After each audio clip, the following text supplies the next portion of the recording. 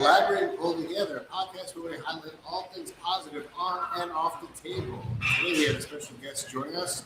We have one of the founders of Table Monkeys, along with the founder of New York Tri-State Arm Wrestling, and my gym partner, training partner, partner in crime here at the CUBB Gym, CUBB Fitness, Dan Citrella. So we are going to be covering a lot of ground today. Got a lot of some big announcements later on in the show to share. So tune in. In the meantime, Alex, man, Table Monkeys has been tearing it up in Toronto, Canada. You guys have been rocking this amazing no elimination tournament format and a team battle that you guys have gone. So let me just jump right back a little bit about you. Let's find out about Alex. What brought you to arm wrestling? What's your history in athletic background and in the sport? First of all, okay, thank you for having me. It's been a long time since I've done one of these podcasts, so I might be a little rusty. But so you asked me about my background in arm wrestling. So before that, I was into powerlifting. I got into powerlifting when I was 16 years old, and bit the lifting bug pretty hard and started competing in powerlifting. Started going to competitions around 18 years old and kept competing until I was like 20, 22, 23. And then, powerlifting got a little stale for me. I stopped training as hard in powerlifting, didn't want to compete anymore. So I was kind of just going to the gym for the fun of it. And then I actually worked with Jason, the partner in Table Monkeys, at a few different restaurants. And he's the one who actually discovered arm wrestling. We were at a powerlifting meet, actually, and it was at the Toronto Pro Show. And on the way out of the Pro Show, he saw arm wrestling going on. I missed it, but he saw it. He was like, that seems interesting. And then come to know it, a small club had literally just started at Fortis. Jason, I'm just telling you about the story of how you found arm wrestling. Oh. And you found arm wrestling at Fortis Fitness, you got into it, and then you invited me. And then you got hooked instantly, and then I got hooked pretty instantly as well. Maybe actually it took me a little bit longer to commit fully to arm wrestling, because literally the first time I went, I blew my UCL. So that wasn't nice. But I came back. So it was obviously fun enough for me to want to continue, and that was a little over 5 years ago now. So we've been going strong ever since then, and it's just been growing and growing and growing.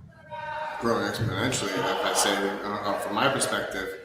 I love watching your guys' videos, your tutorials on the sport. A lot of my guys actually have quoted you guys in practice until I was like, who are these guys? What a helpful name for arm wrestling. And then I took a peek at what you guys are doing. I was like, ooh, I like this. I like this a lot. So you guys, anybody who's watching, anybody wants to check out their Facebook page, has links to all their other pages, Table Monkeys. But before we go into what Table Monkeys is all about, what you guys are doing with it, Jason, what's your history in athletic background? Obviously you found it with your partner here, Alex, but what brought you to the world of fitness in general?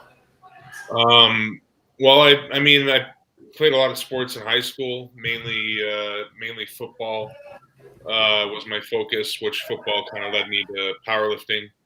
And then after high school, I did a little bit of MMA, but mainly focused on powerlifting. And then I don't know if Alex told that part of the story, but the way that I ended up kind of getting into arm wrestling was that I got sick and wasn't really able to powerlift anymore. I did I could do a bench press still pretty good, so I tried a bench press competition. But once I was over 90%, it still, I had this big hernia from a surgery that I had, so I couldn't really push past that. So I was kind of discouraged leaving the meet that day, and I saw the arm wrestling happening because it was at like the Toronto Fit Expo downtown. So it was like a big fitness expo, and I saw that happening. I thought it was interesting. So then I went home and YouTube and found Devin on YouTube, and I heard Alex saying that I found the club at the gym, and then like within a month of finding Devin on YouTube, I was at like a Brockville tournament here, and he was there with his whole family, and I met him and started talking to him, and then that was probably a big part of what got me so hooked on it. But it just seemed like a sport that people like I noticed a lot of older athletes were doing it, or like Bob Brown, somebody who's missing a leg, doing it. Like seemed like people with not necessarily disabilities, but like disadvantages to full blown athletics could partake in this sport and do pretty well. So that was part of what I think drew me to it. It definitely is an enticing, an exciting piece of this sport. It's like, I'm pretty much anybody can, open a door can arm wrestle essentially. Maybe not as aggressively or competitively as others, but they can still participate in all walks of life. Get to appreciate and enjoy it. I think that's the cool thing. You notice that in the clubs too, is there's a whole spectrum of commitment to the sport. There's the guys that are just coming to have fun because they like the environment, and then there's the guys that are like training hard. They want to go to WAF and win worlds, and there's everything in between. And that camaraderie and that community was another thing that I noticed right away that I thought was cool, which is what I think Alex and I have tried to create with Table Monkeys. Being in a big city like Toronto, it's difficult to have a club that you can have full access to, that's like isn't just at someone's house or in someone's like garage, which we have large 6 tables and 30 plus people practices every Sunday, and you need a space that you can do that. You know what I mean? And being in a big city like Toronto, that was nobody that didn't exist before we did it, just because it's a difficult kind of endeavor to put together, which we probably wouldn't have got there if we hadn't spent all that time during pandemic when nobody was supposed to be doing anything anyway, hiding away in my living room doing it at the house for like 2 years. But because of that and because of the YouTube, it grew to a point where we had a choice where we either have to like condense this and make it like there's a cap and only these 15 people can come, and still do it at like my house or wherever, somebody's living room kind of thing, or come up with more of like a gym membership style like club thing that everybody can be a part of, and know that no matter what, every Sunday there's a practice. Like even if Alex and I are both out of town, we have enough Table Monkeys like ambassadors and people that there will always be a practice on Sundays. The only time we don't have a practice on Sunday is if we're hosting a tournament on the Saturday before. And if that's the case, then anybody that has a membership has like a perk can come to the tournament. You know what I mean? Like cheaper entry fee or try to. Huge bonus. How did you just come up with the name Table Monkeys? I have to ask. Gym rats. You know the term gym rats? I like it. Okay. So just I don't know, that made sense, and Alex liked it, and yep. So we went with it. I don't think we didn't really think anything of it at the time, as it grew, and especially once we got to the point of making the logo. Everybody else's arm wrestling logo is 2 arms, really jacked arms, jacked as fuck, and some sort of I always wanted to be different, right? We didn't want to be Toronto Arm Wrestling Club. Yeah. So, yeah, I think you just threw that out there, like just spitballing different ideas. You said that one, and I was like, it stuck.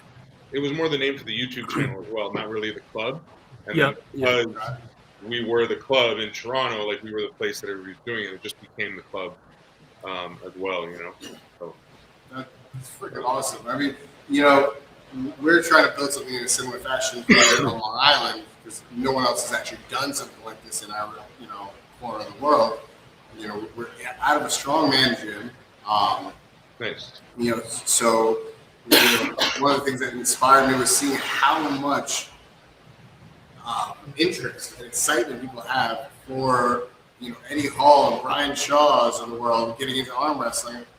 Why not do it at a gym that's going to have that? And hearing your success and your growth is just kind of creating a little bit. Yeah, it was like it just happened this way. Once I got into arm wrestling, met Dan, met Steve, and then just it took off. And whenever I do anything, I do it friggin' 5 times over. So this idea came to fruition, and we're taking it and just trying to run. And we just want to grow the sport as much as we can, and get a lot of different people in here, and get a lot of different people involved everywhere.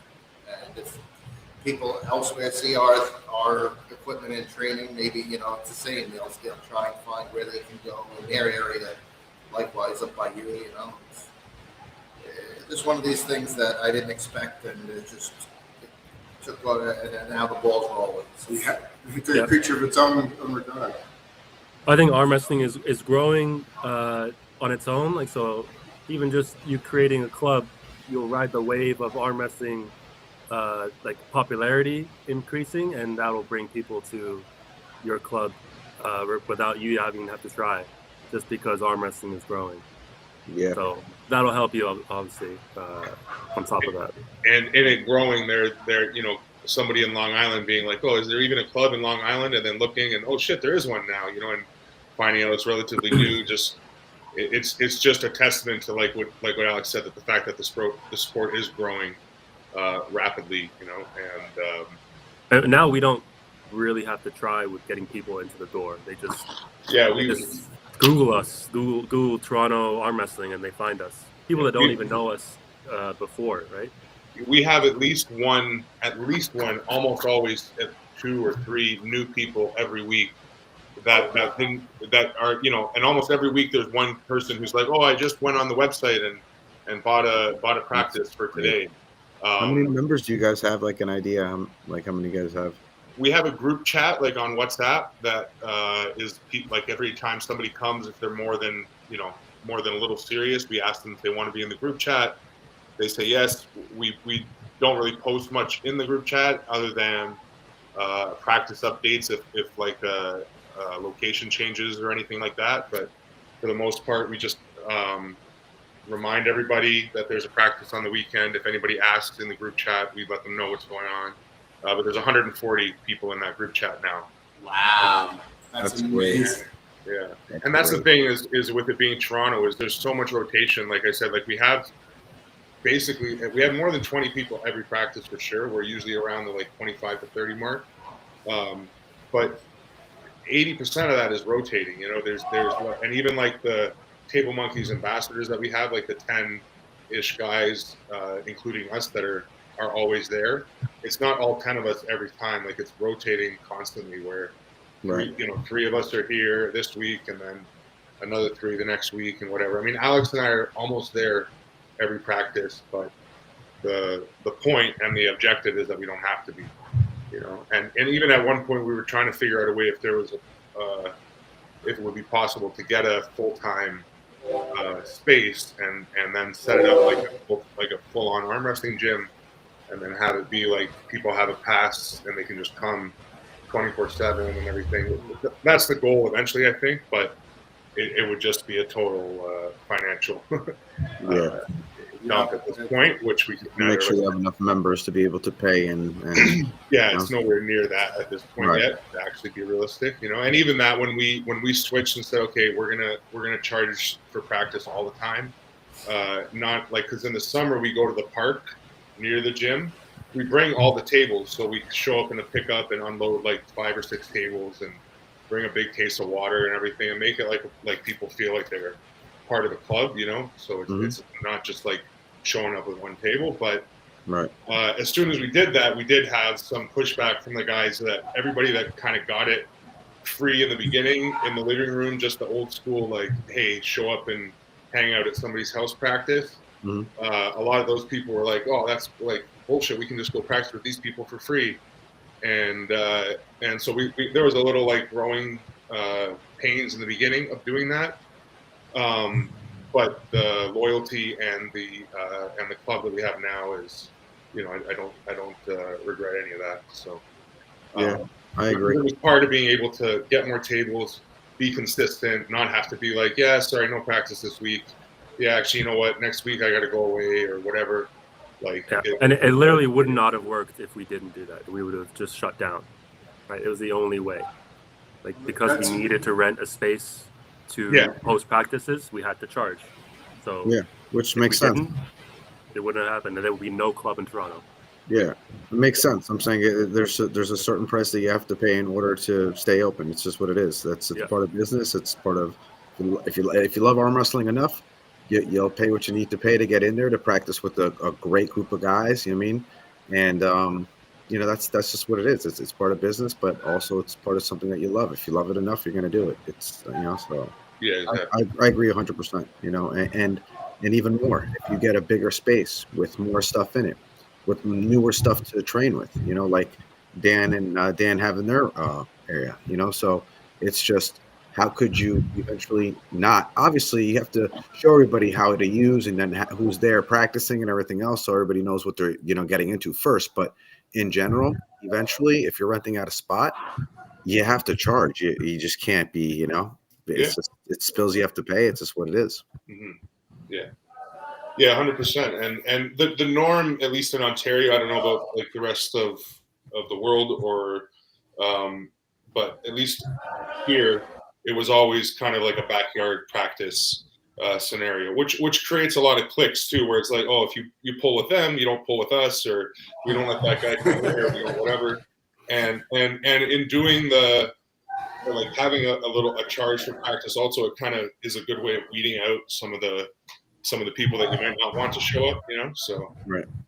It's all part of advancing the sport and making it feel more professional, more real, and we try to treat it that way too with the people that come in, because we have the YouTube channel and we try to be more educational. And Alex is a personal trainer, and I was a chef for 20 years. Like, we both like to teach, we both like to educate and everything. So when there's new people, we really take time to work with them and to make sure they know who to pull with. It's not just like come in and figure it out. Like, we really kind of guide people through the first couple weeks or months, depending on how much guidance they need. And I think people value that as well. That's why we get not only like the repeat people, but so many people showing up. So many new people, because the word spreads that these guys are willing to teach and learn, and exactly, yeah. You're patient to our learning style, because not everyone learns the same way either. And what you, Jason, might be able to teach somebody, Alex may not be able to, and vice versa. Exactly.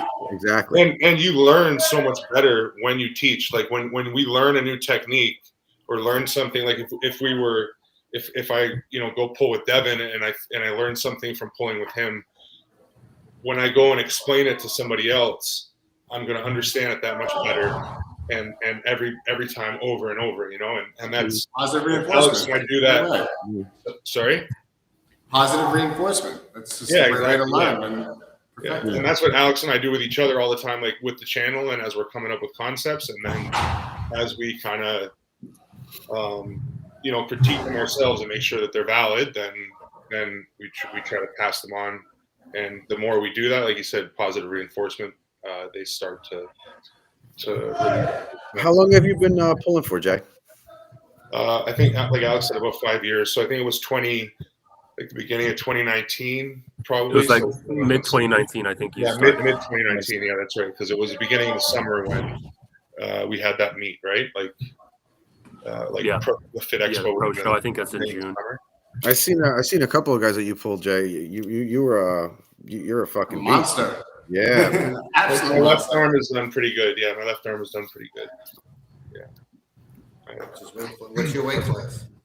I'm around 300 all the time. I'd like to get down. I don't know if I could ever get to that 115 kg mark, but the goal is to get down around like 260, 270 walk around weight, and see if I wanted to water cut or something from there. But yeah, we met a while back at the MAC, at the first MAC tournament. What's that? We met a while back at the first MAC tournament, actually. Oh, okay. Yeah, Cool. you were there. I In remember. Rochester, right? Yeah, Rochester. Yep. Yeah. I was there. Yeah. Yeah, that was cool. Yeah, the Mac thing is awesome. I love the Mac table. Yeah, Big Ian's doing great things, man. Ian's doing great Ian and things. JJ, Doing they're great doing things. great things with IS. Who did you pull that day? Sean Crawford from Alberta, like pulls with Matt Mass. Oh, okay. Yeah, we traded right and left arm. He beat me up on right arm, and I beat him up on left arm. Gotcha. But yeah, no, it's been an awesome sport. It's been something I like I said, because of what I went through with powerlifting and everything. I was really needed something. I always needed something to train for. Like I've been training probably since I was always a fat kid. So when I was like maybe 13 or 14 was when I first started going to the gym. And right away it was like for football. And then once football was over, it was, it had to be like for something, and powerlifting was an easy thing to keep yourself motivated for, because you're just lifting against yourself a lot of the time. But you don't have to compete very often to feel like the drive from powerlifting to like, oh, I gotta squat more than I did last week or last month or last whatever, training cycle. And then once I lost that, I really needed something to keep me in shape and keep me motivated to do stuff. And arm wrestling has definitely more than filled that void. I gotta say, arm wrestling saved my life. I was morbidly obese. At only 5'9", 5'8" and a half. I was 270 pounds. I was definitely not carrying it well, and it was bad. And it was right after COVID I found the sport of arm wrestling. I mean, I had known about it, and I watched Game of Arms, and one of my big inspirations was reaching out to Mike Aiello, and he got me hooked up with a local club here on the island that was operating out of someone's basement, but schedules just never lined up. So I was like, you know what? I have space. And I started my own backyard, thing. That's where I met a lot of people through the sport, and it grew big time to the point where I was at an event last summer, and I met this gentleman right here, and he and I hit it off. I was like, I have some big ideas, big plans, and I was like, all right, let's do this, because we need a little bit more of a professional setting, and I gain inspiration from all walks in the sport. People who just join it, like this gentleman here, or even Steve and you guys. I know I followed you guys for some time now. I'm honored to have you. Now, who's your inspiration? Who's been your biggest inspiration? I know you mentioned Devin earlier, but who do you got that really you want to shout out to and say thank you for sharing your journey with us? Good question. Yeah. You got any? What's that? You want to go first? Yeah, I mean, our list is probably going to be pretty similar. If we were talking like on the Devon level, like most of what we get is from Devon, and that's where we kind of, and it's also during COVID, like we were fortunate enough to have him come to a lot of practices. Again, we were like the only people that were kind of willing to even host a practice. Like even the high hookers shut down for a while. Which when he came to a practice and said that, I thought that was kind of crazy. I was like, how are we the only practice that's actually happening in Ontario right now because of COVID? But so a lot of it is we would base it off of Devin, and then after who he idolizes, John, obviously, listening to him a lot. And then I think because of the gym we came from and the powerlifting background, at least for me, the gym that we both went to and where Alex and I met is called Fortis Fitness, and the owner of that gym is one of the only people, at least in Canada, that's certified from Westside Barbell. So he's a huge Westside Barbell guy. So Toddzilla has been someone I've definitely looked up to a lot and tried to sort of figure things out based on how he's figured things out. Also because I started at 35 and he started at 35, so when I was learning about arm wrestlers and realizing that you could start late and make it make sense, he was one of the first guys that I realized that, he started late and he's one of the best, to do it now and everything. So for the big guys, it would be those three, I think, mainly. And then I think locally, Crazy George is probably a huge inspiration for both of us. We pulled with him a lot when we first started. And one of the first guys that I really learned from, Tyler Hamilton, he pulled with George for a long time. So he has like a very solid Kings move and does it very similar to how George does it. Wasn't he like 176? Yeah, he's about 175. Yeah, and he was an absolute monster. I mean, he was a beast Yeah, from the like absolute monster. Yeah. Yeah, he's insane. I mean, I've had at 320 pounds, I've had my whole body weight on top of his arm, and he just, no, It's that's there. not it. Ain't strong an old man win. That's his Old man strong. Yeah, he's stupid strong, and he knows how to pull. Like he's really does things in the strap with that move that are now if we're onto that, we can get onto that whole King's move argument and topic now. But yeah, there's a lot more going on than just a bone lock there, and no matter. Yeah, he holds it different. It's not a straight or even a side. It's almost he holds it like on an angle. It's not even like I want to say a King's move. It's almost like a. Well, it is. It's the King's move. Yeah, I was gonna say it's a little bit different than what I've seen. He doesn't hold himself from what I saw underneath the table or close to underneath the table or anything like that. No, that's the thing with I think that argument is everybody. I think people misunderstand the move because like he does dip under the table when he makes his move and he goes to attack you. Mm-hmm. That's when he drops. And because his arm doesn't open, right? When he wants to do this to you and get rise, he can't do this, so he has to do this. So he rolls back like that and rises up through your hand. But the whole time it's his hand that's beating you. Like you never get his hand here. You might get his wrist bent back, but you're never beating his rise and you're never turning over his pronation. Right, Alex? The only person I've seen do that is Devin. Yeah. And Kardeccia, when Kardeccia came, when he grabbed him, he was able to turn his wrist over. But you get all on his arm, and his wrist is like this, but he still has his pronation and his rise. And if that's there, his arm will not move. But if you turn him over, like if you said, here, relax, put your arm like this, and then pushed on him, he'd be like, fuck that. You know what I mean? Yeah. But because of the way his lock works and because he has his hand engaged, and that's what I mean by the strap. Like he's 165 pounds, I'm 320 pounds. I can row like whatever the biggest dumbbell in the gym is. I've one arm rowed it before.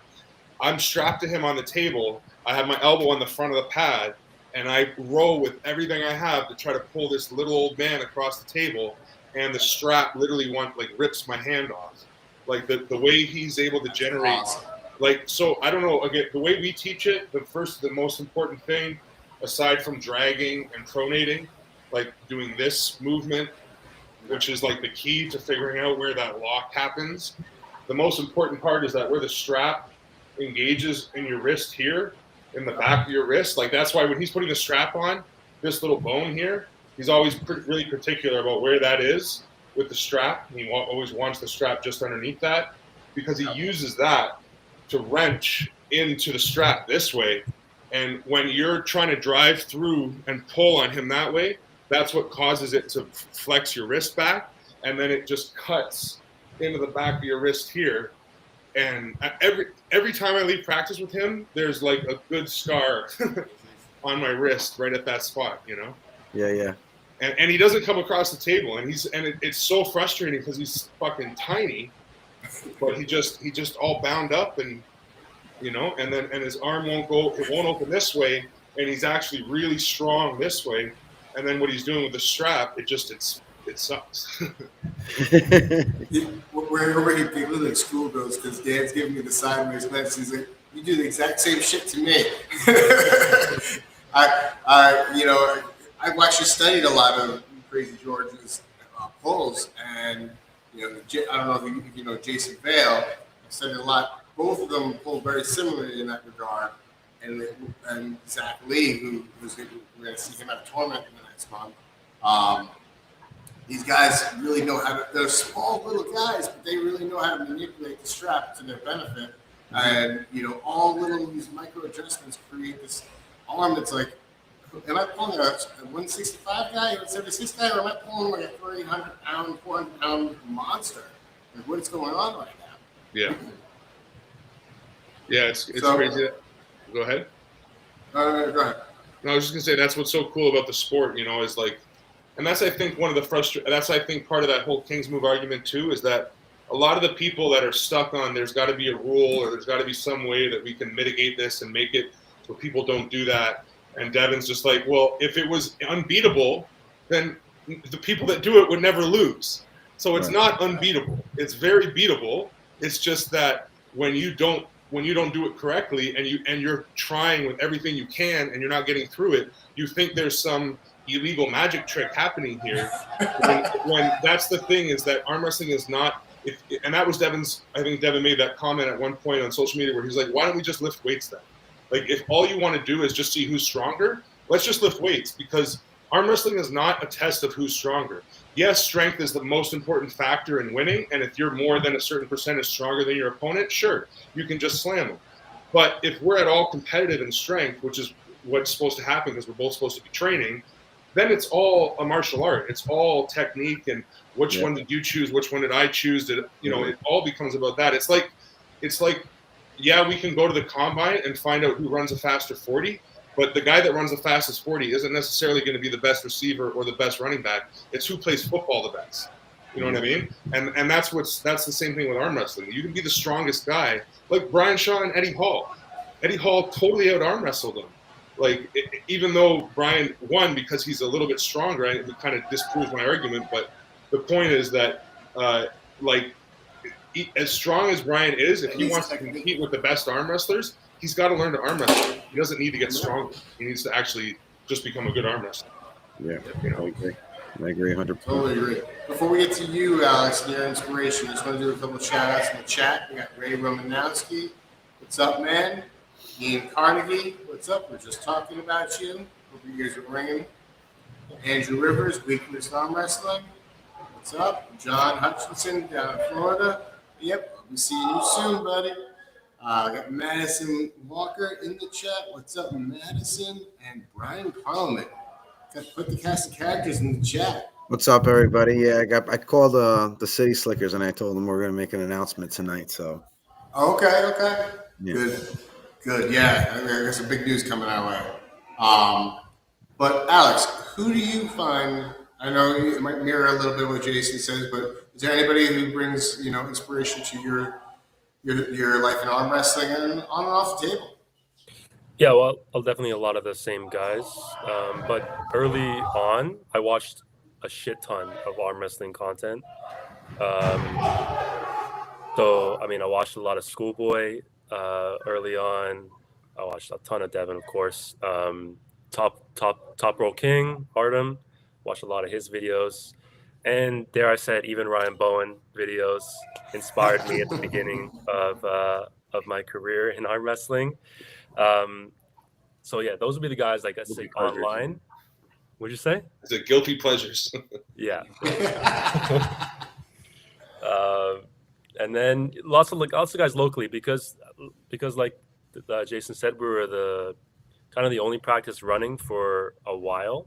We had guys coming to our practices all the time, and we got to hang out and arm wrestle with a lot of the top guys in Ontario. Mike Gould. Who did you say? Mike Gould. How did I not mention him? Mike Gould and Tyler Bolzan was a big help as well. Tyler Bolzan, who just competed at MAC, beat Brandon Elsesser. No, did he? Yes, on left arm. No. No, Brandon beat him left arm, then Jamie beat Brandon left arm. Who did Tyler beat? Probably be someone else. Anyway, Probably he just competed at MAC. Yeah. Yeah, he was a big help early on. Yeah, definitely. But I would say Devin was obviously the biggest inspiration that we've ever had. Yeah. Total fanboys. Yeah. He's a really nice dude. I got to hang out with him down in Puerto Rico. I went up to Ottawa Open. I hung out with him. I just enjoy his company. He's just genuine, authentic. He's a great guy. At the table. He's a great guy, dude. He really is. Absolutely. Right. He's a great guy in general. Atlantic City, bro. The shit that came out of his mouth, I could. Yeah, he's amazing. Yeah. Yeah. So your overall journeys, how has arm wrestling influenced, you said you're a chef, you said you're, a personal trainer. How has that influenced your journeys in life off the table? How has arm wrestling influenced our life off the Yeah. table? Yeah. I mean, it's for me anyway, at least since it started, especially again during COVID, like with CUBB and stuff, there was a time where I didn't have to do anything else. I could be like, "Hi, I'm unemployed. I'm a full-time arm wrestler right now." So I mean, I committed to it really hard. So after COVID ended and I had to actually go back to work and all that shit, trying to like it was the priority. Figuring like everything else I did had to fit in. You know what I mean? Like if I like, oh, that job sounds great, but I can't do that because I'm not going to have any time to train or to actually pursue this anymore on that level.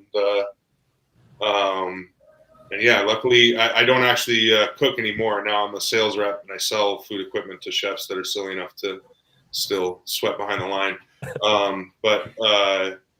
But yeah, that was a big part of it because, putting in 12, 14 hours a day cooking was not conducive with trying to train 2 hours a day and be an arm wrestler. So yeah, I was already burnt out from being a chef for so long that I wanted to get out of the kitchen, but that was a huge motivating factor too. That was like the excuse I needed to be like, no, I can't. I have to do this now because otherwise I can't arm wrestle. So it's a huge. It influences everything I do outside of work, I think. As somebody who was a cook myself, I can definitely relate to that. The burnout is insane. I went a completely different route from the culinary world, and I went into being a massage therapist. So talking about a change of pace, I'm pretty familiar with that idea. Yeah, that's Alex's story more or less. I mean, not identical, obviously. Yeah. I was a cook too for like 6 or so years, and definitely got burnt out, and was arm wrestling for the last couple of years that I was a cook, and I guess it just gave me something to look forward to outside of working. That was the main thing arm wrestling gave me. And then eventually I was able to obviously quit and become a personal trainer. And now I live inside a gym, so it makes it a lot easier for me to train.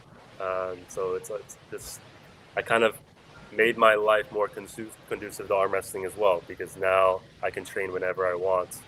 And our arm wrestling club is in the gym that I train at. So everything is super easy for me. There you go. That's the best way to have it all in one-stop shop for arm wrestling. Exactly. Got to make it convenient if you wanted to have it. Yeah, the number one, no matter what you want to get better at, the number one thing is consistency, right? You have to be able to lay brick after brick after brick after brick. There's no there's no ready-made foundation. You get to go, oh, here's like a ready-made house I get to just put down. You have to lay the fucking bricks down one at a time. And like Alex said, figuring out a way to make it easier, make it conducive to your lifestyle so that you can get it done. He as I said, he's obviously a trainer. I train a lot of people that ask, for advice all the time. And that's always the first thing is like, whatever the right workout is the workout that you will do consistently, so you might idolize somebody and be like, oh, the way they do it is exactly how I have to do it.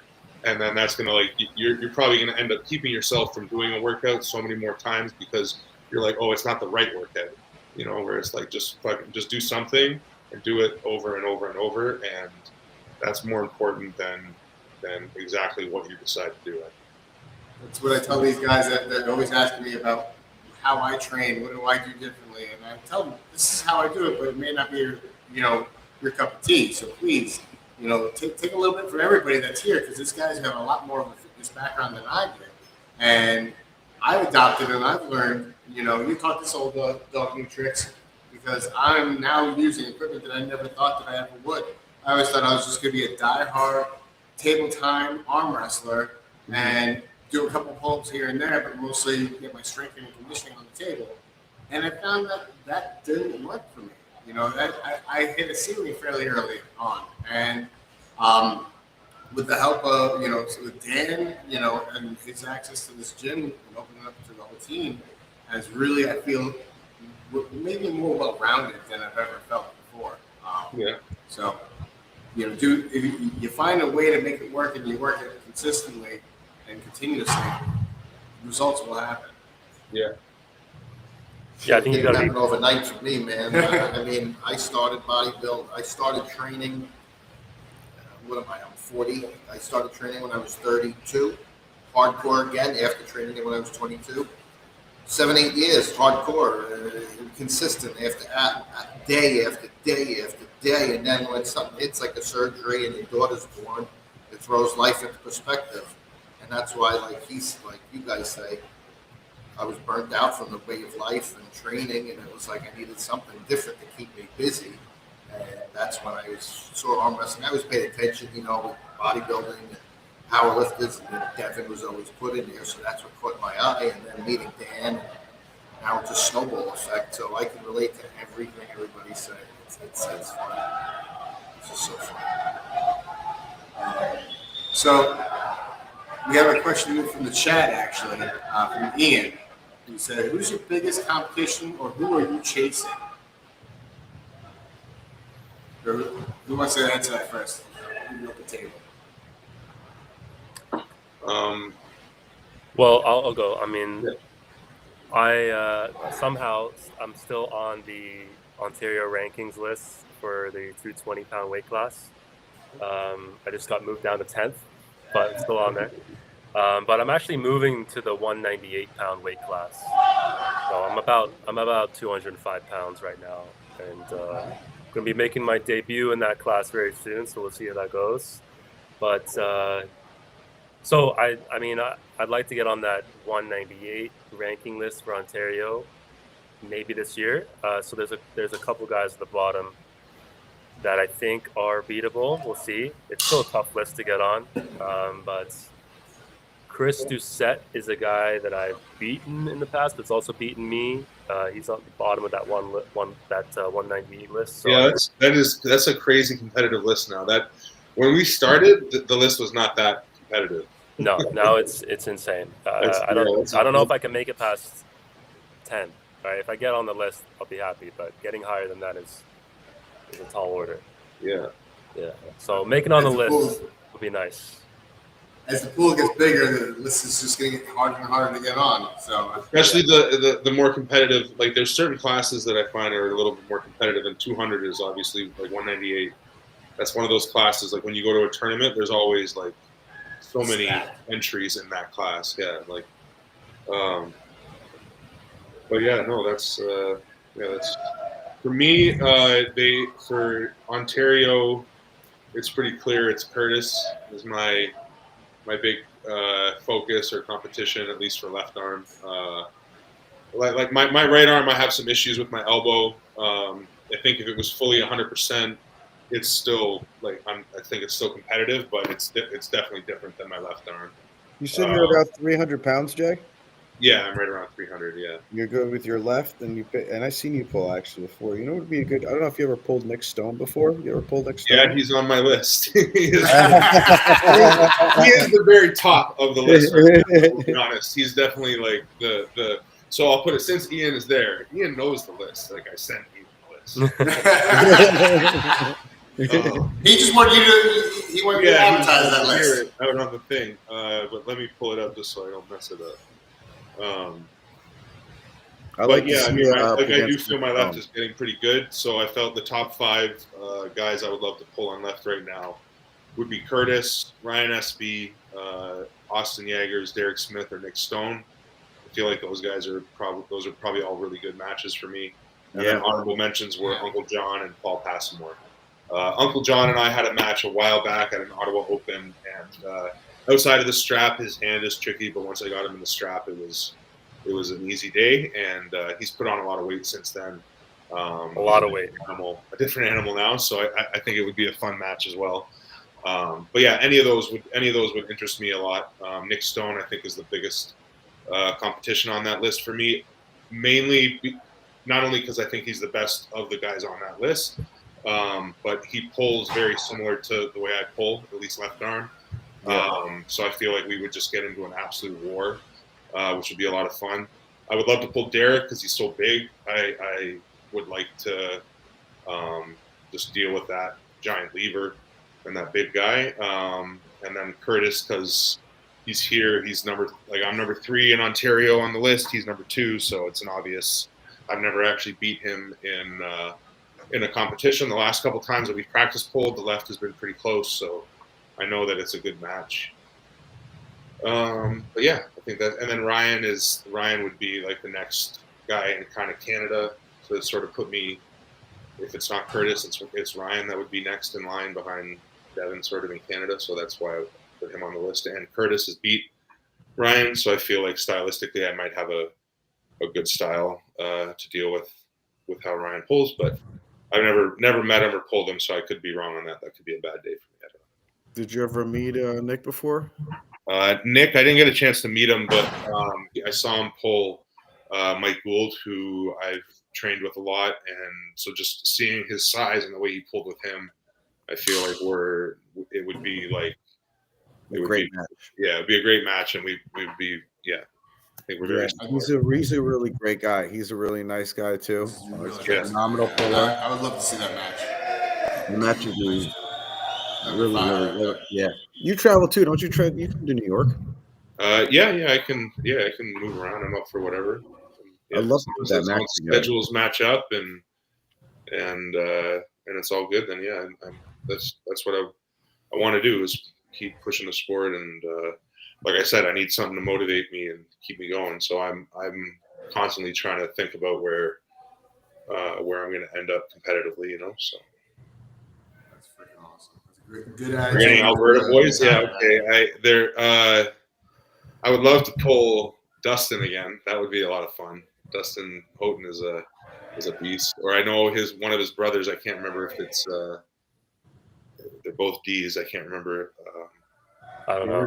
Dalton and Dalton. anyway, I know one of his brothers. He said was about my size as well, and really had a nasty left arm. So I'm sure there's some guys in Alberta that would give me a hard time. I don't really know any of them other than Matt and Dustin and Sean, I guess, Crawford. But yeah, Nick Stone, that would be awesome. Definitely. Yeah. So the calls out there, people are going to be. I think that would be amazing, Ian. I like the sound of that. We can definitely talk more about that. I love the idea of that, actually. Especially, perfect segue. So, one of the number one reasons why I actually brought you guys on the show is that what caught my eye. I mean, you guys as arm wrestlers, as podcasters, running your show, it's freaking awesome. But your no elimination tournaments that really piqued my interest. I have been, in a tournament where I went 0-2 or went out fairly quickly, but later on, as the day went on, I felt like, hey, I can keep going. And I was pulling the ass to pull till literally the cows came home. And I was like, had I been in a tournament where I can see how many people I could pull, I probably would pull out on top because of my stamina. It's pretty good. I'm like a locomotive, if you may. So I was like, I watched a couple of your events and I looked at, watched, the format. And I was like, I need to find out more. So I know you guys are hosting a tournament March 8th, I think it is. Yeah. No elimination with that format. So tell me about that format. Tell me about your success. Tell us, what the plans are with that. Because I know it's gone through several iterations as you've utilized it. Yeah, sure. You want to? Sure. I mean, essentially, it's spawned from the same issue you just mentioned, where so many people, especially beginners, go to tournaments and end up going 0-2 and feeling completely discouraged from ever competing again because it was so quick. They felt like they didn't even hear the go. They never really initiated. They didn't get into a real match. So it's demoralizing, and that happened to me, at least on my first couple of tournaments, where it was a quick 0-2 and that's it. And then then you're after pulling and you're having fun and you're enjoying it because you're actually arm wrestling. So it took us a while to think of this idea. Jason's brainchild thought of it, but we'd set up some round robins before that, and because we thought that'd be a more entertaining format for people to compete in, and it was. People much prefer round robins where they get to pull multiple people. And it doesn't matter if they lose all their matches. It doesn't matter if they lose. They still get to compete the same amount of times as everybody else. Yeah. So we just tried to think of a tournament format that is similar to that, and the no elimination format was born. Yeah, exactly. And the idea of like every time you pull somebody and every different person you pull, you learn something from the setup, from the hand, from the way they initiate. There's so many different things, right? So like Alex said, and like you said, if you go 0-2, you only got 2 chances to pull. It might be another month before you go to another tournament, and that's 2 chances to pull. And, like if you come to one of our no elimination tournaments and even if there's only 3 guys in your class, like you're going to get 6 pulls because the way we run it, it's going to run that twice. So it's just, you get so many more opportunities to actually get a setup and get a ready go with the ref. Which we were more thinking of for the people that don't do well at tournaments. And then as well thinking like the guy who's going to dominate is going to dominate, and whether he goes, and then it also makes it harder. Like the guy who's used to dominating might show up to the tournament and be used to going A side and only having to pull 3 times, where the guy that he beat in the finals had to pull 6 times. But now everybody's pulling the same amount, and he's not so far ahead of everybody at the end of the day. So it also, because I think, like Alex said, because we ran a lot of round robins, you get to see a lot of fun matches with round robins, especially because people are able to figure each other out as they're going on and everything, right? So with the no elimination, it also spawned from the team format that we do. So in the team format, we came up with a point system, so it's not just a win-loss when you win a match, because the fouls. One of the things I find too when you're watching arm wrestling is that the fouls have a lot of impact on the outcome of the match, and they can be used, to your advantage, which is fine. I think that's strategy, and I like that. But there's no, you can't tell that like a win's just a win. And a win with 2 fouls in a 3-foul system, for example, is a lot different than you winning and your opponent had 2 fouls. Like if they were struggling and fouling and whatever, and you got the win, like you were clearly in control and they were trying to do whatever they could to swing things in their favor. Those are 2 totally different wins, right? And that was what the point system was. What we did with the point system was that the fouls would start to affect the points. And then that with the round robin is what led to the no elimination, where we were like, we could actually run a tournament where they could just run a round robin, and it's hard to get a tie with the point system. And even if you do, it becomes a lot easier to figure out how to break it up, because if you just run a regular round robin, it's really easy to get like 3 people tied or 4 people tied in a bigger group, and then your tiebreakers end up going on forever, and your tournament takes 2 days to run. So that was part of trying to figure it out too. So part of how the no elimination runs is that once there's more than 8 people in a class, we split it into 2 groups, and then the 2 groups, the winner of each group faces off at the end. You know what I mean? So that way also, because again, if you have 12 people running a round robin, that ends up being like 96 matches or something, which is also stupid. You can't do that. So like Alex said, it took a little while to figure out exactly how to do it, but that's the basic format. Is based on the number of people in your class. We split you up into groups, and then you run a round robin format, so everybody in the group gets the same number of pulls. The top pullers in each group, if there's multiple groups, face off in the finals in like a best of 3 super match to see who's first and second, and then the battle for third. That's really awesome. Yeah. I'm excited because that's the format I'm going to be using for my June 7th event. And I'm excited because it's not something I've been in the sport now for just a little over 4 years, and never experienced anything like that.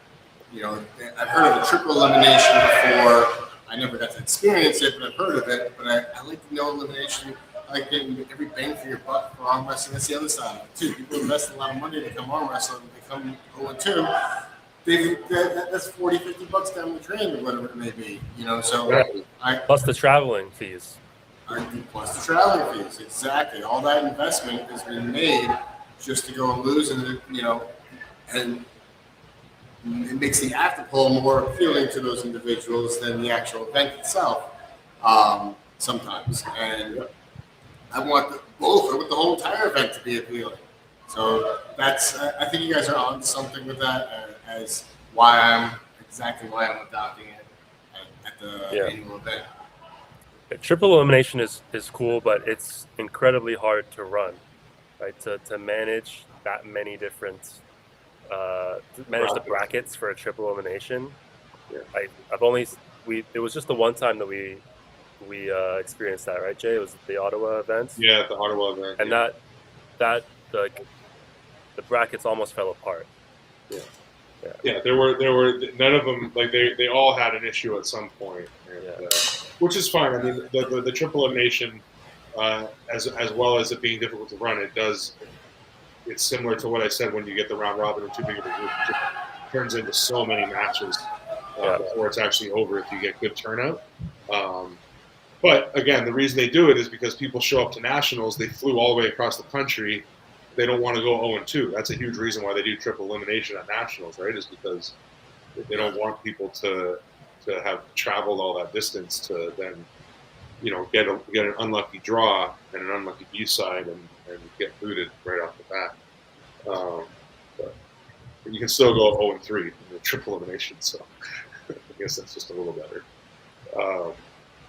But yeah, the no elimination format is a lot of fun, and the point system is interesting too, because even as with the way we do it and with that form I sent you, the Excel file, you can run, we run that usually on a screen, so people can watch watch the points start to accumulate, and then you might even have strategy come into play where somebody's trying to get their opponent to get a foul so they can get an extra point, to make sure that they edge out the other person. You know what I mean? So the point system is also a cool aspect of it, because it just introduces more strategy for the fouls and also makes the fouls more obvious to the viewer, right? Because I think a big objective, at least, and I know that I think Mac has the same vision, which is sort of Table Monkey's vision with the team arm wrestling and the no elimination and stuff like that, is that to me, the only way that arm wrestling is ever going to get to the point where athletes are getting paid what they should, and it's a legit sport, so to speak, is when we have 10 or 15 non-arm wrestlers for every arm wrestler that's interested in the sport. And right now, East versus West and all that, everything that's being produced arm wrestling wise is basically arm wrestling for arm wrestlers by arm wrestlers. And which is cool, and we all love it because we're all arm wrestlers. But it's not grabbing non-arm wrestlers. It's got to get to a point where people who don't even care about trying arm wrestling, they just like watching it and speculating on what's going to happen because they understand how the sport works. Yeah. Because that's all sports. All sports are just speculation for outcome. What's going to happen this weekend? Is it going to be the Bills or the Ravens? It's all just, the running backs, the defense. It's all just speculation, and then watch and find out. And with arm wrestling, the watch and find out is one of the most exciting matches we have in the last 10 years. Devin and Gennady is 48 minutes long, and there's only 5 minutes of actual arm wrestling in the entire match. And if you've tried to show that to any of your buddies that's a non-arm wrestler, and you're just wait, hold on, hold on, wait, okay, here it is. Oh, hold on, here. That's never going to sell. Nobody that doesn't care about Devin Gennady is ever going to care to watch that. And that until we cross that bridge, I feel like that's what we're trying to do with Tough. That's what I think Mac is trying to do with the table, is make it approachable to where people enjoy watching it, and it's easier to understand, I guess. Just want to do a quick little shout out to our brothers in the Mac family. big shout out to them. They're doing big things as well. I know your next event, I think you announced that your next event is going to be a qualifier for them, right? Yeah, there's going to be if you win the your class in the pro tournament, you'll get a pro match in a MAC event. It won't necessarily be the next MAC event, but it will be within the next couple MAC events because Ian's obviously planning a lot and got a lot. Ian and JJ, they have a lot going on. But yeah, you will get a match at a MAC event, like on a pay-per-view. So that's pretty cool. And it's going to be the whole tournament's on MAC tables. And there's some more announcements. Nothing solid yet, but there's going to be more stuff coming with like Table Monkeys and Mac like collaboration happening for that event. So it should be a really cool event. We've got a pretty cool venue here in Toronto that we're excited. Somebody like the venue owners offered it to us because they were interested in having arm wrestling and. They had heard about our events through the grapevine and thought it would be cool. So, again, just part of the sport growing, So, this venue should be. Hopefully, it's going to be pretty cool for everybody to start becoming more of a staple place for us to have these events. That's amazing. I love it. I love the development. I love the collaboration of different entities in the sport because that's what this channel is all about. People dying on me right now. Simultaneously, but it's all about collaboration, and seeing it. I hope other entities will see this and see what you guys are doing with Mac. What I'm doing, I'm partnering with Mac as well. They're going to be coming down to help us out with the seminar. They're going to, stay tuned for more information, more details. I can't reveal too much at this point in time, but there's going to be big things, including Mac, and big things including Table Monkeys as well. I'm looking forward to including everybody on the journey because rising tides raises all the ships, right? Very true. Whether you're in a little rowboat or you're in a cruise ship, you're still raising the sand. Oh yeah, we definitely took advantage of the rising wave of arm wrestling popularity. Yeah. So at this portion of the podcast is one question for you both that is nothing to do with arm wrestling. Tell us a fun fact that nobody knows about you. Something you want to share, something that's a little quirky, funny, serious, a hobby, weapon collecting or something like that. I don't know. What you got? I grew up on a horse farm, riding horses. Right. Okay. There you go. In northern Canada. Yeah. Nice. What about you, It's about as random and as unknown as I can get, unless you as a real young kid. I don't know. I did ballet for 2 months. Wow, that is unknown. I didn't know that. There you go. I was like 10 years old. Yeah. Last. That's freaking awesome, though. That's a step. I love that. Hey, the fact that you have the balls enough to say that. Yeah, that's courage right there, man. Rob, 10 might have just I been a little should've too young. stuck with If it. you had been a little older and the girls had been a little more developed, you might have stuck with it. Exactly.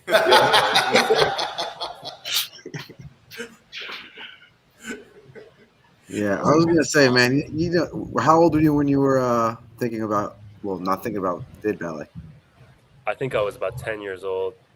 I Yeah, I was wasn't gonna really say, thinking when about you're girls young- at that time. That's what I'm Yeah. saying. When you're young, man, especially that's another thing too. When you're young, let's just say if there was a girl and she was doing ballet and I wanted to talk to her, I would have fucking done ballet too, probably, bro. You know what I mean? So, so it's all depending what the situation might have been, too, as well.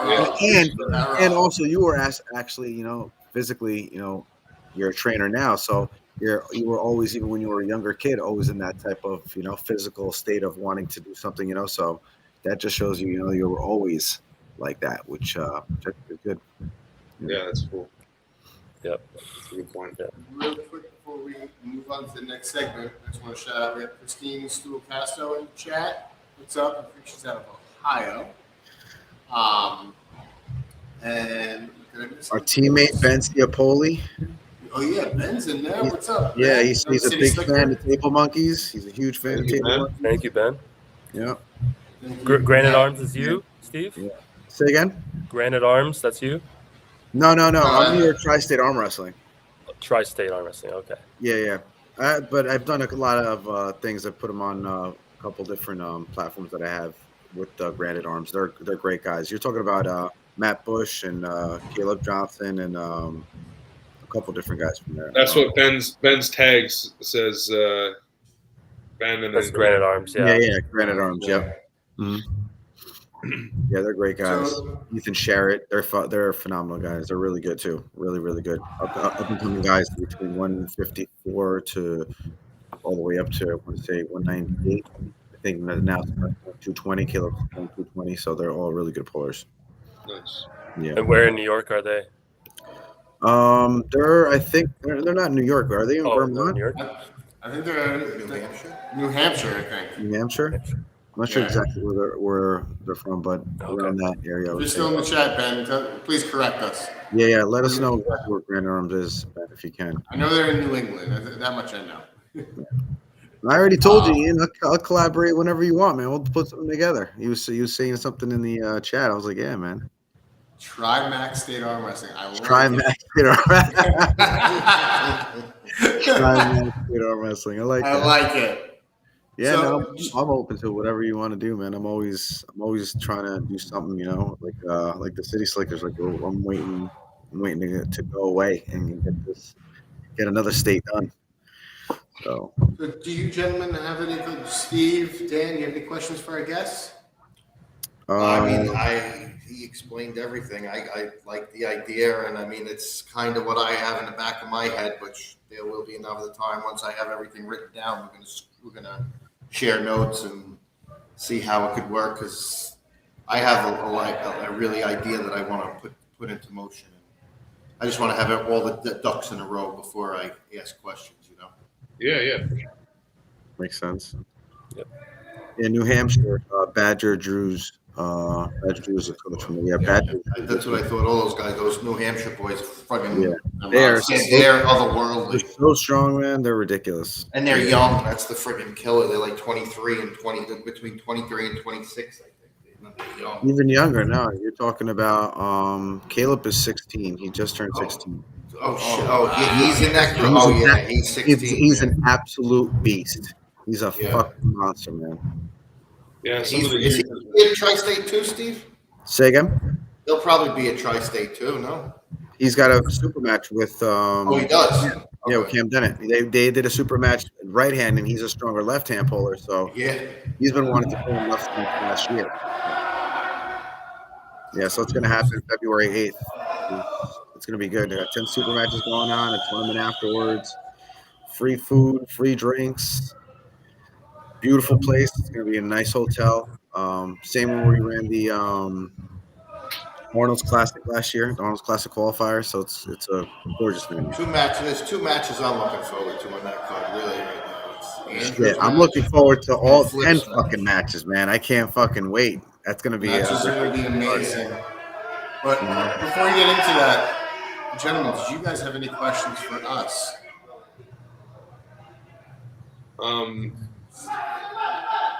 Not that. I mean, how long have you guys been pulling? You said you started pulling just after COVID.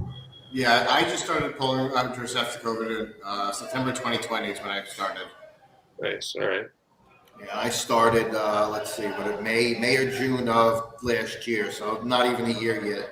But Oh, wow. I've been training bodybuilding, for about 10, 12 years. So I got the strength there. I just got to get the technique down.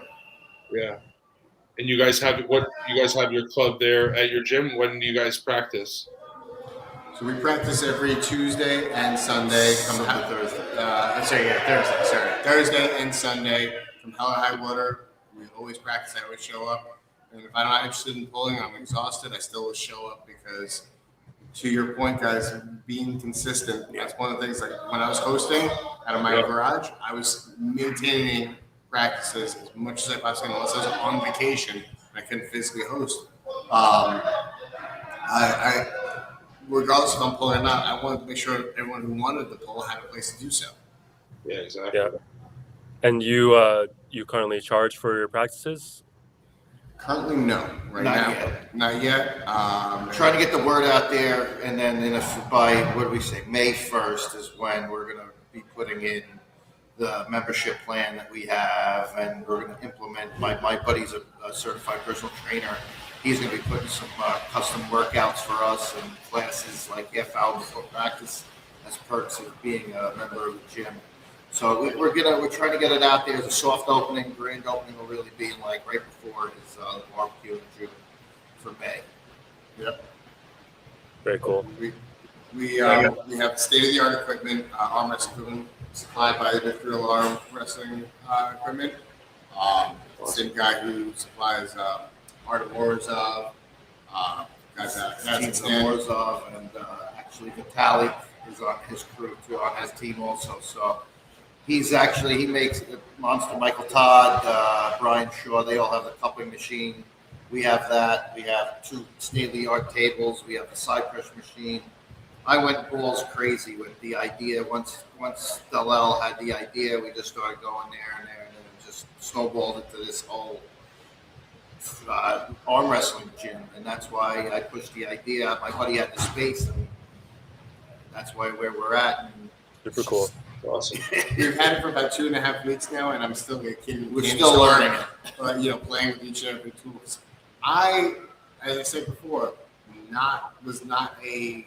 He's a table guy. I'm a table guy. I'm not a a gym guy, so it works out well. I'm not a gym guy. I don't do lifts. I didn't until recently, and I'm liking it because it is arm wrestling specific lifts. I don't, I still won't. You won't catch me bench pressing. You won't catch me doing a preacher curl. But you'll catch me on the side pressure machine. You should catch me on the cupping machine and on the different pulleys that we have, specific to the table. That's where I'm getting stronger, and I'm noticing a lot more strength, just in my day-to-day, just from the little bit of conditioning I'm doing. And Dan, could you come into arm wrestling with a lot of hand strength because of your massage therapy work? Yeah. So I came in naturally with a massively strong hand. And Yeah, his hand is stupid strong, dude. It's ridiculous. It's little. Stupid strong. Like, it's a lot stronger than you think, because he doesn't really, just like we were talking about before, like you don't really know until you grip up with somebody, and Dan's that type of person. He doesn't even have that big of a hand either, and between his side push and his hand, you can't get through it. It's his last 3 fingers that he kind of cups you in, and you can't really move from there. I mean, his hand is I would say it's ridiculous for what you would think is going to happen when you're in the grip with him. That's awesome. Yeah. I'm 240 pounds. At first, I want to rip his arm off, and I can't because he's just that strong. Yeah. His hand is ridiculous. Yeah. I mean, I can hammer curl 95-pound dumbbells, and they all know I can. They all call me crazy. I still can't yank his hand. It's yeah. Yeah, the hand is the difference maker. It is. It really He is. said Devin, no matter what, some of the first things he said are still the most important lessons I ever learned. And I remember really early on pulling with him, and I'm dragging with everything I got and trying to push with everything I got, and he's just owning the hand, and we're in the strap and whatever, and he just looked at me and he went, it's still a hand sport. Doesn't matter all this body, all this, because I had just finished being a pretty serious powerlifter. I was pretty strong, pretty well built up top, and just had nothing, and you're just losing your hand, and he just, it's still a hand sport. Yeah. And that's the bottom line, is that no matter what, it's got to go through your hand. That's the most important part of the whole chain. That's where we're connected by. So I figure, why not maintain and apply more strength to it? Yeah. Makes sense. Yeah. Well, gentlemen, I do appreciate having you guys on. You're more than welcome to stay on. We're going to be talking a little bit about more local events that are happening. No worries. We did mention that Steve's Battle of the Tri-State 2 is happening on February 8th. I'll put that up again real quick so everyone can see that. Um, if you're in the area, it's over by Stewart Airport, really close. Maybe a little last minute you can try to book a flight, but if it's not too last minute for some people who are watching, come join us. I'm telling you right now, I'm looking forward, especially. Listen, there's great super matches. There's great super matches happening, but I'm looking forward to the 176 Classic tournament because I took a couple of lickings recently, and I'm looking to, turn that around, turn my luck around, and I got to talk about the talent that's showing up. Exactly, I don't know if you guys know, I mentioned them earlier. Sam Mitchell, Brian Malik, Conrad. These are all guys that I have taken losses to that aren't going to be at the tournament. And I'm looking to make a statement. I'm hoping to make a statement, and I probably will be able to because now I got something. I've been training a little differently, switch up gears a little bit. Getting some strength. And Danny's some serious strength, too, and stamina at that. So, Steve, if there's anything else you want to highlight on that event coming up? No, like I was saying before, free food, free drinks. It's going to be custom awards, $100 first place prize pro winner, left and right hand. So come and enjoy yourselves, guys. It's always a great time. Like I said, it's going to be 10 phenomenal super matches. 3 of them are going to be the place to be winning, to be going to the next place with us, next state. As the City Slickers cruise on state to state, beating everybody that they can. So everybody's fighting for something. If they're fighting to go to another state, they're fighting for their next number spot. So it's gonna be good, man. I can't wait. I can't wait, man. I'm excited for it, man. It's gonna be a hell of a. And the camera that you see here is provided by Robert Kelly, Red Lightning. Big shout out to Red Lightning Streaming. And also, he made the recommendations of the microphones I'm using right now. So definitely, I love the suggestions that anybody has that's been doing it, better than me. I'm open and eager to do it better, than I did it previously. So big shout out to that dude. We'll be actually his event. Yep, he'll be with us actually going to the next state. So. Yeah. Oh yeah, that's great. Now, real quick, I just want to share, if anybody's interested in finding out more about the gym that we're out of, Clean Cut Fitness, which is located inside a athletic facility called Pro Game Athletics, located in Bayshore, New York. Not too far from the Sunrise Highway. Anybody who's local or not, please feel free to check it out. We do also offer we're offering a sponsorship opportunities. So if you want your name to be advertised at our practices as well as on this podcast, feel free to scan that QR code. It'll take you to a WhatsApp chat, which both Dan and I monitor and manage. Ask us any questions, any ideas of how you can get involved with us. We are looking forward to helping this work grow in our own little way. And then one more thing I want to shout out, and then it's all going to be you, Steve, because I know you got something to bring up. It is going to be our no elimination tournament. Hopefully we see everybody on the screen here. Yep, they can make it. Yep, hopefully you see everyone who's on the screen is going to be there, and then some. We plan on making a no elimination. We will have some super matches just before, I think 5 or 6 of them.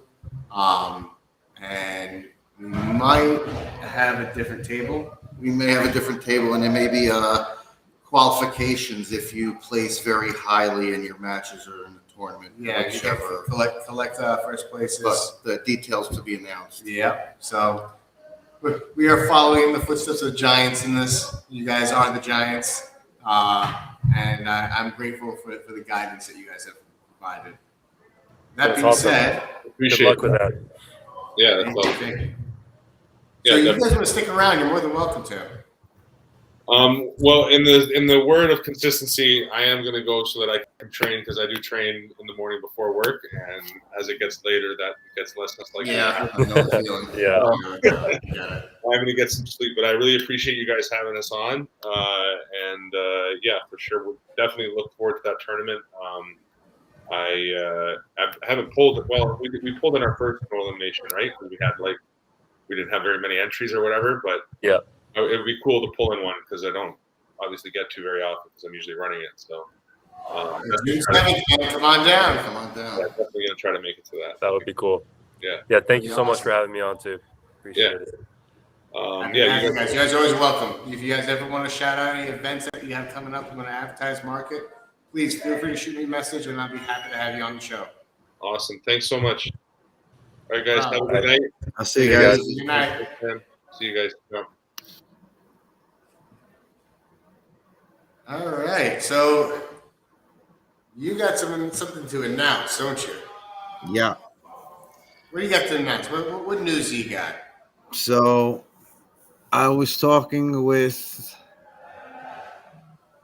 a few different places to see where we're going to go next, and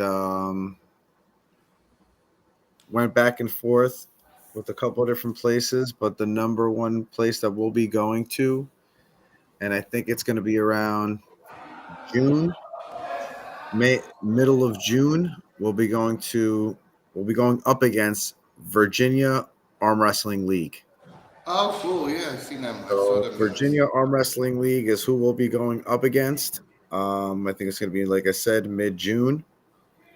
And they have ridiculous pullers. We're going to be going from 154, 165, 176, 198, and all the way up to 243 plus. We'll also have our girl there too. She won up against Jolene Anderson. So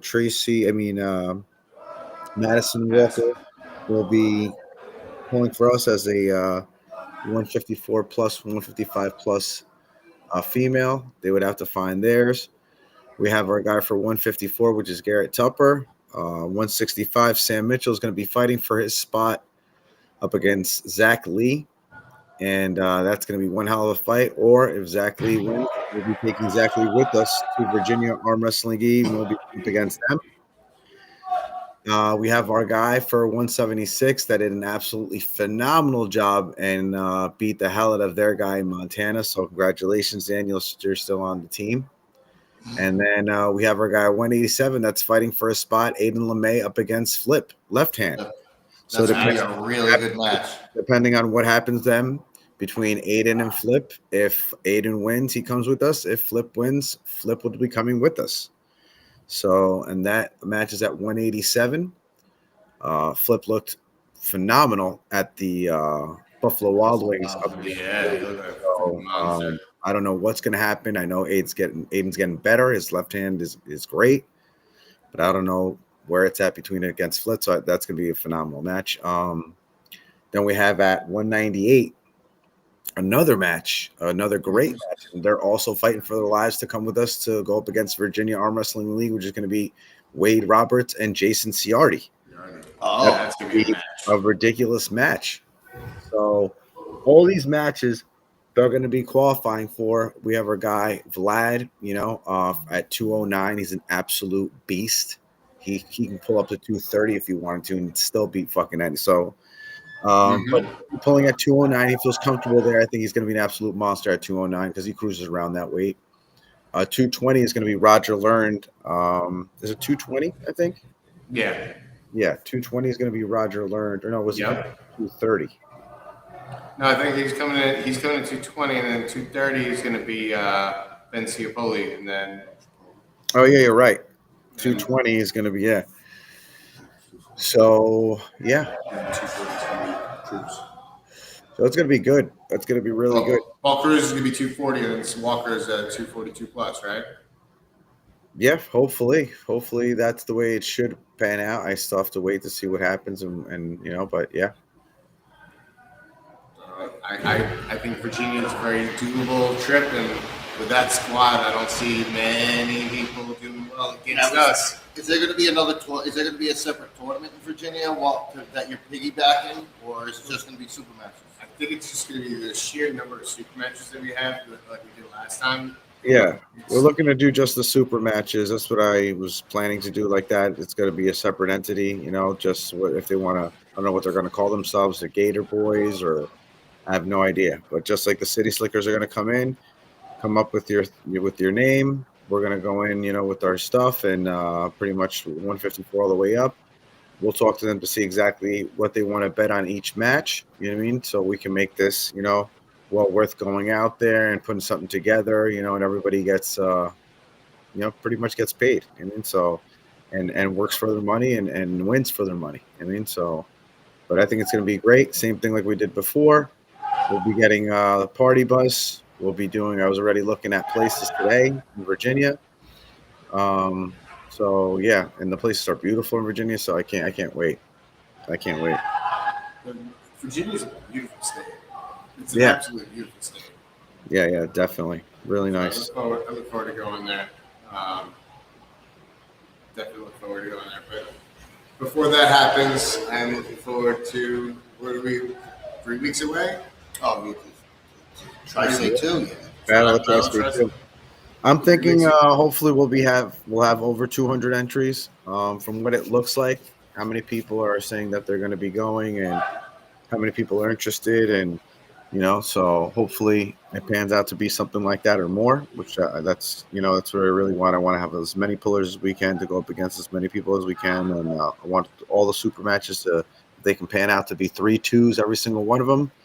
I just love for it to be a war. Yeah, for it to be a war every single time is what I like.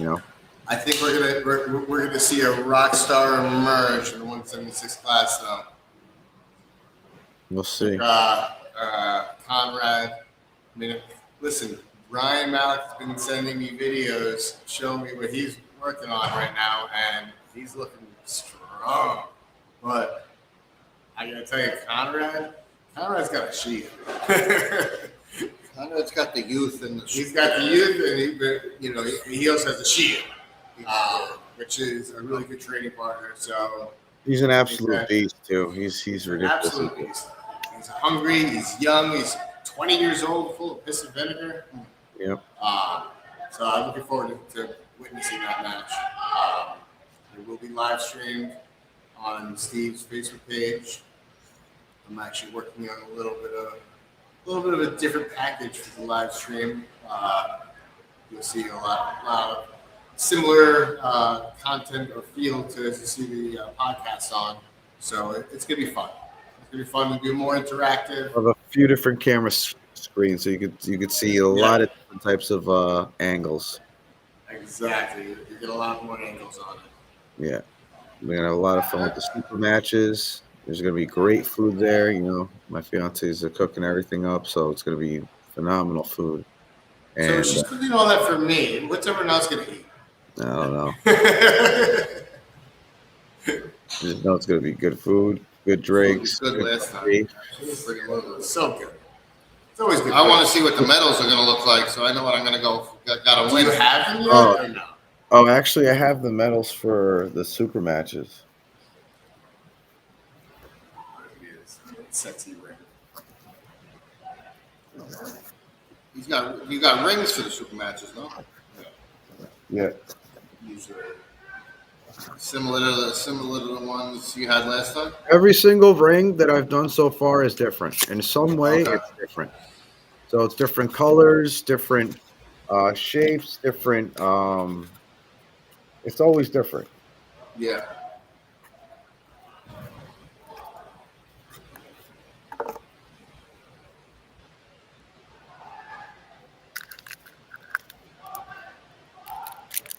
All wrapped up and shit. Fresh out of the box.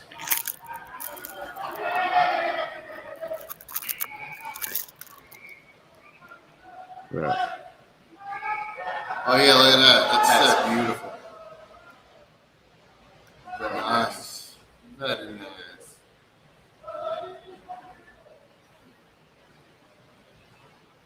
Yeah. Looking Looks nice. forward to seeing whoever wins those.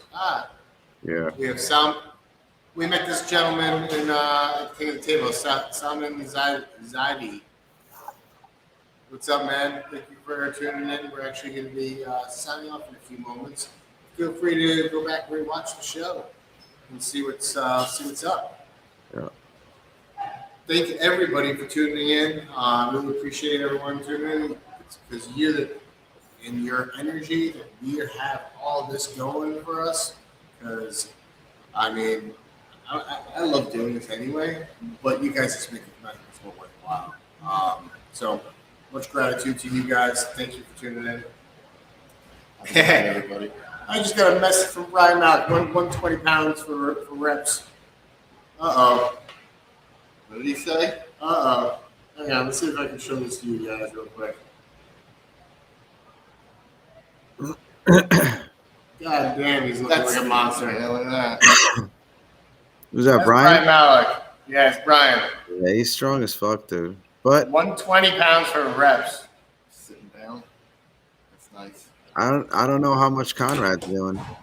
I don't know. I have no idea what Conrad's doing. Conrad's kind of gone radio silent with his training. I wouldn't be surprised if he's doing the same thing. You know what? I wouldn't be surprised. I wouldn't be either. He's surprised. probably at all. just sitting there like His bicep, dude. His bicep is a lot stronger than people think. Well, Dan knows. You know what I mean? Yeah. And Well, not only his bicep, but I got to tell you, his hand. Dude, he's just His hand, he shuts strong. my hand his down. hand's a lot stronger too. That's what I'm saying. So it's not. He's got a lot That's more. genetics. Yeah, he's got a lot That's more than what genetics. people think, man. Yep. You know, he's a lot stronger than people think. Well, I look forward to seeing that fireworks show. Everyone else who's tuning in, please stay tuned for Thursday night's practice. We will be live streaming it here at Clean Cut Fitness out of Pro Game Athletics in Bayshore, New York. Yep. Thank you, everyone, for